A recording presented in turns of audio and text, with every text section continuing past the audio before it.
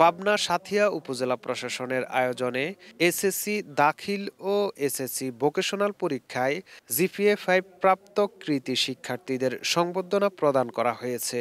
১লা জুন শনিবার দুপুর ১২টার দিকে জেলা পরিষদ অডিটোরিয়ামে এই সংবর্ধনা প্রদান করা হয়।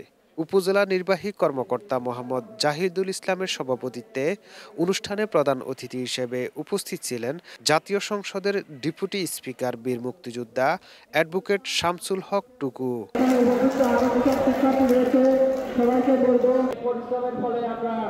অনুষ্ঠানের শুরুতে শিক্ষার্থীদের ফুল দিয়ে বরণ করে নেওয়া হয়। পরে প্রধান অতিথি জিপিএ-5 প্রাপ্ত শিক্ষার্থীদের সনদ ও বই প্রদান করে তাদেরকে উৎসাহ প্রদান করেন। এ সময় বিশেষ অতিথি হিসেবে উপস্থিত ছিলেন উপজেলা পরিষদের চেয়ারম্যান সোহেল রানা খোকন, পৌর মেয়র মাহবুবুল আলম বাচ্চু, মাধ্যমিক শিক্ষা কর্মকর্তা আব্দুল কাদের, উপজেলা আওয়ামী লীগ সভাপতি হাসান আলী খান, বিভিন্ন স্থান থেকে আগত শিক্ষক শিক্ষিকা ও শিক্ষার্থীবৃন্দ।